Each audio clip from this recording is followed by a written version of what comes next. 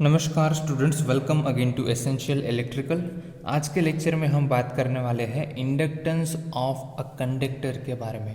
जैसे हमने last lecture में ट्रांसमिशन लाइन पैरामीटर है वो चैप्टर चालू किया था, उसमें मैंने आपको बताया था कि हम 4 पैरामीटर्स के बारे में इस पूरे चैप्टर में स्टडी करने वाले हैं। सबसे पहले हमने रेजिस्टेंस के बारे में स्टडी किया कि भाई ट्रांसमिशन लाइन का रेजिस्टेंस है वो किन किन चीज़ पर डिपेंड करता है, और अगर उसको हमें इम्प्रूव करना है यानी कि हमारा ट्रांसमिशन लाइन के परफॉर्मेंस को इम्प्रूव करना है तो रेजिस्टेंस की वैल्यू हम कैसे इम्प्रूव कर सकते हैं। इस लेक्चर से हम स्टार्ट करेंगे इंडक्टेंस के बारे में कि ट्रांसमिशन लाइन के इंडक्टेंस के रिलेटेड जो फॉर्मूलाज है उसको हम कैसे डिराइव करेंगे। लेकिन उससे पहले इंडक्टेंस ऑफ अ कंडक्टर क्या है उसको इस लेक्चर में समझेंगे, what is the physics behind the inductance of the conductor, और बाद में जब नेक्स्ट लेक्चर में मिलेंगे तो उसके रिलेटेड फ्लक्स लिंकेजेस के इक्वेशंस है for a single conductor, for multi conductor, ठीक है, फॉर सिंगल फेज और 3 फेज, तो वो सब हम डिस्कस करने वाले हैं। सो इस लेक्चर में सिर्फ हम इंडक्टेंस ऑफ द कंडक्टर के बारे में डिस्कस करेंगे। So with this let's get this lecture started. Okay, so let us start with the inductance, the simple definition of the inductance. We know that हमें पता है कि भाई हमारा inductance है that is not derived, that is not invented. So inductance is nothing but it is a property of the conductor. So we have to underline this, but it is the property of the conductor such that change in a current will induce EMF यानी कि हमारा electromotive force. सो पिछले lecture में भी मैंने आपको बताया था कि inductance will oppose the sudden change of current. Okay, so we are talking about the change in a current will produce the electromotive force and that is known as a inductance. अब inductance को समझने से पहले हमें basics fundamental law है उसको समझना पड़ेगा, that is Faraday's law. Also we have to understand what is Lenz law. So हमें पता है कि भाई कोई भी कंडक्टर है उसमें से अगर हम करंट फ्लो करवाएंगे, लेट्स से ये डीसी करंट है, तो उस केस में क्या होगा, a current carrying conductor will having a magnetic field. तो यहाँ पर जो मैग्नेटिक फील्ड जनरेट होगा, तो अगर हम राइट हैंड रूल का यूज़ करें तो हमारा थंब रहेगा करंट की डायरेक्शन में, तो ये हमारी जो कर्लिंग फिंगर है that will be the direction of magnetic field lines. तो हमारी मैग्नेटिक फील्ड लाइन कुछ ऐसी रहेगी यहाँ पर, और उसकी डायरेक्शन यहाँ पर ऐसी रहेगी, ठीक है। लेकिन फैराडेज लॉ कहता है वेरिंग मैग्नेटिक फील्ड, तो यहाँ पर तो कांस्टेंट मैग्नेटिक फील्ड जनरेट होगा क्योंकि यहाँ पर करंट होगा डीसी करंट, कांस्टेंट करंट। अगर हमें वेरिंग मैग्नेटिक फील्ड चाहिए तो हमारा जो करंट होगा वो भी कैसा होगा, वेरिंग करंट। उस केस में let's say we are using AC current, so उसको मैंने साइनसॉइड से आपको शो किया है। तो अब मैं वेरिंग करंट की वजह से यहाँ पर जो मैग्नेटिक फील्ड जनरेट होगा वो भी होगा टाइम वेरिंग मैग्नेटिक फील्ड, और उसकी वजह से that will going to be induced EMF. Okay, that is what the Faraday's law says. अब लेंज लॉ क्या कहता है, the direction of induced current, the direction of induced current will going to oppose the change that produced it, or we can say it will oppose the very cause of it. Okay, so let's say हमारे पास यहाँ पर एक conductor तो था, यहाँ पर कोई दूसरा एक कंडक्टर है, ठीक है। तो इसकी वजह से यहाँ पर जो magnetic varying magnetic field generate होगा उसकी फील्ड लाइन से इसको इंटरसेक्ट करेगी, तो यहाँ से भी करंट है वो फ्लो करेगा, यहाँ पे भी इंड्यूस्ड ईएमएफ होगा। तो इसके इंड्यूस्ड ईएमएफ से जो करंट फ्लो होगा उसकी डायरेक्शन कैसी होगी, that will oppose the change that produced it. इसको किसने प्रोड्यूस किया है, इस करंट ने। सो इससे अपोजिट डायरेक्शन में करंट फ्लो होगा, लेट से उसको मैं आई डैश बोल देता हूँ। So that is what the Lenz law is all about. Okay, so I think you understand what is Faraday's law and what is Lenz law. If you understand this concept, we will going to understand what is inductance of the conductor. Now और भी कुछ properties है, कुछ definition है जिसको हमें समझना पड़ेगा, बाद में ही हम फ्लक्स लिंकेजेस के बारे में स्टडी कर सकते हैं, क्योंकि पावर सिस्टम में हम बात करेंगे कि भाई हमारी ट्रांसमिशन लाइन है तो उसमें हमारे कंडक्टर्स का अरेंजमेंट किस तरीके का है, ठीक है। सिंगल सर्किट लाइन है, डबल सर्किट लाइन है, तो उस केस में हमारे इंडक्टेंस की वैल्यू वेरी करेगी, ठीक है। तो उसको ध्यान में रखने से पहले हमें इन सारी डेफिनेशंस जो फंडामेंटल थिंग्स जो फिजिकल फिनोमेना है उसको समझना पड़ेगा। तो सबसे पहले है व्हाट इज मैग्नेटिक फील्ड, क्योंकि हमने बोला कि भाई जो इंडक्टेंस है it is nothing but the property of the conductor, and it will depends on the changes in current, and on that basis there will be induced EMF. Okay, and if there will be a varying magnetic field, that will also produced EMF. तो हमें समझना पड़ेगा कि भाई magnetic field क्या है. So magnetic field और magnetic effect due to electric current, यानी कि लेट से हमारा ये कंडक्टर है, इसमें से अगर हम करंट फ्लो करवाएंगे तो यहाँ पर मैग्नेटिक फील्ड जनरेट होगा, ये हमें पता है. ठीक है, that is what the magnetic field. अब मैग्नेटिक फील्ड है, उसका इक्वेशन है H. तो मैग्नेटिक फील्ड को हम H से शो करते हैं, is equal to I divided by 2πr. इसको समझते हैं. I क्या है, यहाँ से जो करंट फ्लो हो रहा है कंडक्टर में से वो I है. 2πr क्या है, 2π कांस्टेंट है, r क्या है, डिस्टेंस फ्रॉम द कंडक्टर, यानी कि ये कंडक्टर है वो इस कंडक्टर से कितने डिस्टेंस पर है. ठीक है, यहाँ पर आप देखेंगे तो H और R इन्वर्सली प्रोपोर्शनल में है. तो R को अगर हम इंक्रीज करेंगे, यानी कि हमारा डिस्टेंस जो है वो बढ़ता जाएगा, तो उस केस में मैग्नेटिक फील्ड है वो कम होता जाएगा. Okay, very straightforward, no rocket science. ठीक है, so H is inversely proportional to R. ठीक है, इसका यूनिट क्या होगा, तो I का यूनिट होगा एम्पियर, R का यूनिट होगा मीटर. सो एम्पियर पर मीटर. ओके, सो H यानी कि हमारा मैग्नेटिक फील्ड. हाँ, एक चीज़ मैं आपको बताना भूल गया, इंडक्टेंस का यूनिट क्या होगा, इंडक्टेंस का यूनिट होगा हेनरी, और उसको हम H से भी लिख सकते हैं. तो ये H और ये H दोनों अलग चीज़ है. यहाँ पर H फॉर हेनरी है, यहाँ पर H फॉर मैग्नेटिक फील्ड है, जो आपको ध्यान में रखना पड़ेगा. ठीक है, ये फॉर्मूला को आप डिराइव कर सकते हैं with the use of Ampere's law, लेकिन ये हम यहाँ पर नहीं करने वाले. सिर्फ आपको ये याद रखना है that H is equal to I divided by 2πr. इसका हम यूज़ करेंगे जब हम मेन हमारा इंडक्टेंस का डेरिवेशन करने वाले हैं. तो दिस इज इम्पोर्टेंट, आपको ये याद रखना होगा. दूसरी चीज मैग्नेटिक फील्ड का जैसा ही होगा, मैग्नेटिक फील्ड डेंसिटी. ना what is the difference between magnetic field and magnetic field density. So यहाँ पर ध्यान दीजिए, B is equal to mu H. तो यहाँ पर B is equal to H ही है, लेकिन यहाँ पर हम म्यू से मल्टीप्लाई करते हैं. What is mu, mu is nothing but permeability of medium. लेकिन कौन सा मीडियम है उस पर डिपेंड करेगा हमारी फील्ड की डेंसिटी कितनी होगी. ठीक है, अब म्यू इज इक्वल टू होगा म्यू 0 इंटू म्यू आर. यहाँ पर म्यू आर है हमारी रिलेटिव परमिटिविटी एंड म्यू 0 है हमारी परमिटिविटी ऑफ फ्री स्पेस. ठीक है, जनरली इसकी वैल्यू रहती है म्यू 0 की 4π मल्टीप्लाई बाय 10⁻⁻⁷ हेनरी पर मीटर. ठीक है, सो अगर लेट से मैं बोलता हूँ कि भाई हमारे जो मीडियम है वो एयर है, तो उस केस में रिलेटिव परमिटिविटी की वैल्यू हो जाएगी mu r is equal to 1. So my mu is equal to mu 0. So in all cases in power system most of the time we are considering B is equal to mu 0 H.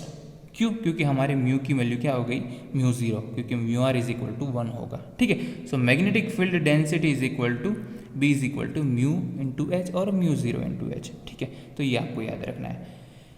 One another thing is magnetic flux. Now, what is magnetic flux? So, in short, I can say that measure of magnetic field density through a closed surface is known as magnetic flux.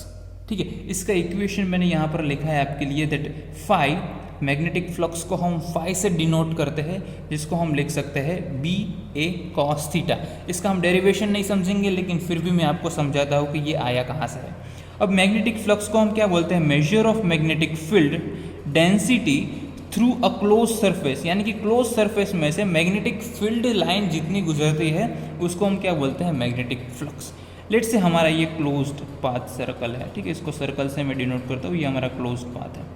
ठीक है, अब यहाँ से कितनी magnetic field line पास हो रही है, 3. ठीक है, 1, 2 and 3. So in lemons language I can say that magnetic flux density through this close surface is 3. Okay, अब ये फॉर्मूला हम डिराइव नहीं करने वाले, लेकिन मैं आपको समझाता हूँ ये फॉर्मूला आया कहाँ से. लेट से मैग्नेटिक फ्लक्स को मुझे इंक्रीज करना हो तो मैं कैसे कर सकता हूँ, या तो मैं B की वैल्यू चेंज कर सकता हूँ. ठीक है, तो B की वैल्यू कैसे चेंज हो सकती है, यहाँ पर हमारा जो यहाँ पर आप देख सकते हैं, यहाँ पर 1, 2 एंड 3 मैग्नेटिक फील्ड डेंसिटी इस क्लोज्ड सरफेस में कितनी है, 1, 2 एंड 3. ठीक है, लेट्स से यहाँ पर जो फील्ड लाइन है, मैग्नेटिक फील्ड लाइन जो मैंने यहाँ पर दर्शाई है आपके लिए, उसको मैं बढ़ा देता हूँ. ठीक है, तो अब यहाँ पर आप देखेंगे तो B की वैल्यू है मैग्नेटिक फ्लक्स डेंसिटी की वैल्यू है, अब वो 1 2 3 4 5 हो गई, यानी कि इसको अगर मैं इंक्रीज़ करूँगा तो आपके मैग्नेटिक फ्लक्स की वैल्यू भी इंक्रीज़ करेगी। ठीक है, और दूसरा तरीका क्या है, दूसरा तरीका है मैं एरिया इंक्रीज़ कर दूँ। एरिया यानी कि ये जो सर्कल है उसको मैं बढ़ाकर उसका एरिया है वो इंक्रीज़ कर दूँ। ठीक है, तो एरिया इंक्रीज हो गया तो अब मैग्नेटिक फील्ड डेंसिटी है हमारी 1 2 3 4 5 6 हो गई। ठीक है, तो ये एरिया इंक्रीज करने से भी मैग्नेटिक फ्लक्स डेंसिटी है वो बढ़ गई, यानी कि हमारा फ्लक्स है वो इंक्रीज होने वाला है। तीसरी चीज़ क्या मैं कर सकता हूँ, I can play with theta. यहाँ पर आप ध्यान दीजिए, अगर मैं इसकी बात करूँ, अगर मैं इस क्लोज्ड पाथ की बात करूँ तो यहाँ पर इसका अगर मुझे नॉर्मल ड्रॉ करना हो तो normal will be perpendicular to this surface. ठीक है, तो यहाँ पर एंगल होगा 90 डिग्री, तो यहाँ पर नॉर्मल 90 डिग्री मिलेगा मुझे।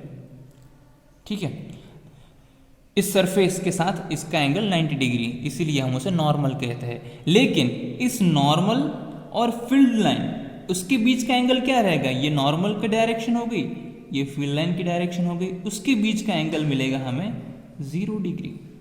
ठीक है, इसीलिए मैक्सिमम फ्लक्स लाइन है उसमें से पास हो रही है, तो cos 0 रखेंगे तो ये 1 आएगा, so 5 will be maximum. Let's say if my close surface is at some angle. ठीक है, तो इसका अगर मैं नॉर्मल अब ड्रॉ करूंगा तो कुछ ऐसा बनेगा।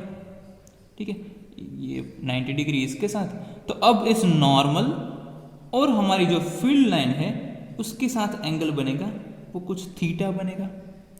इससे भी बढ़िया एक एग्जांपल आपको बताओ कि भाई हमारा क्लोज सरफेस है कुछ ऐसा है, तो उसका नॉर्मल हम ड्रॉ करेंगे तो कुछ ऐसा बनेगा।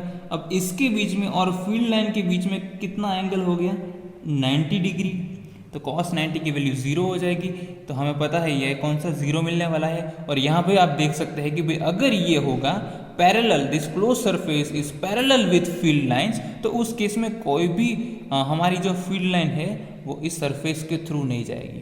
ठीक है, तो उस केस में अल्टीमेटली भी हमें 0 मिलने वाला है। सो इस फॉर्मूला को हमने डिराइव नहीं किया, लेकिन आप समझ सकते हैं that phi is equal to B A cos theta. It depends on magnetic field density, area of closed surface and the angle. ठीक है, तो ये चीज़ आपको समझनी थी। The next is magnetic flux linkages. Now what is magnetic flux linkages? आपने यहाँ पर देखा कि भाई अगर हम बी ए कॉस थीटा ये तीनों चेंज करते हैं तो हमारी जो फ्लक्स लाइन है उसके लिंकेजेस की जो प्रोबेबिलिटी है वो डिफरेंट रहती है ऑल केसेस में। ठीक है, तो magnetic field linkages, flux linkages, इसको हम लैम्बडा से डिनोट करते हैं, that is nothing but n times phi. ठीक है, लेट्स से ये मैग्नेटिक फील्ड लाइन से हमारी, ये है हमारा close surface.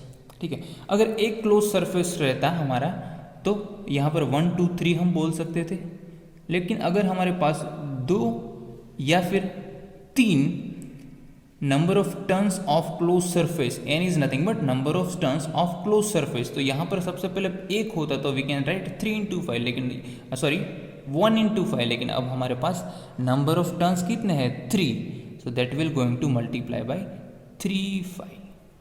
Okay, so n is nothing but the number of turns of closed surface, and phi, we know that phi is nothing but ba cos theta. So our magnetic flux linkages will be n times magnetic flux, that is ba cos theta. ठीक है, अब यहाँ पर मैं आपको बताना भूल गया, इस b यानी कि मैग्नेटिक फ्लक्स डेंसिटी का यूनिट होगा हमारा टेस्ला, जिसको हम T से डिनोट करते हैं। मैग्नेटिक फ्लक्स का यूनिट होगा वेबर, जिसको हम W से इंडिकेट करते हैं। ठीक है, तो ये हो गया magnetic flux linkage, that is n phi. मैंने लास्ट लेक्चर में भी आपको बताया था कि what is the need to find out the value of magnetic flux linkages, but why all of this, ये हम क्यों पढ़ रहे हैं, वो क्या मैग्नेटिक फ्लक्स क्या है, मैग्नेटिक फ्लक्स डेंसिटी क्या है, मैग्नेटिक फ्लक्स क्या है, फ्लक्स लिंकेजेस क्या है। Well, our inductance of a transmission line is given by L is equal to n phi by a, और we can say L is equal to lambda by A, where lambda is nothing but magnetic flux linkages. इसीलिए अगर हमें let's say हमारे पास कोई transmission line है, इसमें conductor की arrangement कुछ ऐसी है। ठीक है, और एक ट्रांसमिशन लाइन है जिसमें यहाँ पर कंडक्टर्स है और let's say double circuit line है तो यहाँ पर भी कंडक्टर है, ठीक है। तो उस केस में हमें पता है कि हमारे इंडक्टेंस की वैल्यू किस पर डिपेंड करेगी, N phi divided by I पे। फाई की वैल्यू किस पर डिपेंड करेगी, बी ए कॉस फाई पे। यानी यहाँ पर जो फ्लक्स लिंकेज रहेगा उसकी वैल्यूज अलग अलग रहेगी। यहाँ पर तो डबल सर्किट टावर है तो यहाँ पर जो इस कंडक्टर में से करंट फ्लो हो रहा है उसकी वजह से जो फ्लक्स लिंकेजेस हो रहा है उसकी वैल्यू भी अलग रहेगी। अगर फाई की वैल्यू अलग रहेगी तो एन फाई अलग रहेगा हमारा, अगर एन फाई अलग रहेगा तो हमारा एल की वैल्यू डिफरेंट रहेगी। So in a transmission line when single phase is there, when three phase is there, in all cases the value of inductance will be different. Okay यहाँ पर एक चीज़ मैं आपको बताना चाहता हूँ कि यहाँ पर इंडक्टर में से जो करंट फ्लो हो रहा है उसकी वजह से यहाँ पर इंडक्टेंस होगा, उसको हम बोलते हैं that will be self inductance. और इस इंडक्टर की वजह से दिस कंडक्टर की वजह से दूसरे कंडक्टर में जो इंड्यूस्ड ईएमएफ रहता है उसको हम बोलते हैं म्यूचुअल इंडक्टेंस, ठीक है। सो इस लेक्चर में हमने क्या पढ़ा, इंडक्टेंस क्या है, फैराडेस एंड लेंस लॉ को समझा, उसको इंडक्टेंस के साथ में कोरिलेट किया, सेल्फ और म्यूचुअल इंडक्टेंस क्या है, और साथ में जो रिलेटिव टर्म्स है, जो इक्वेशंस है, वो जो आगे जाके हम यूज़ करने वाले हैं उसको हमने समझा कि वो एक्चुअल में है क्या, ठीक है। सो इन सारे फंडास को लेकर हम नेक्स्ट लेक्चर में मिलेंगे। तो flux linkages of a single conductor for internal and for external हम उसका जो डेरिवेशन है वो करने वाले हैं। सो इस लेक्चर में किसी भी जगह पर आप डाउट हो तो आप कमेंट सेक्शन में लिख सकते हैं, मुझे डायरेक्टली कांटेक्ट कर सकते हैं।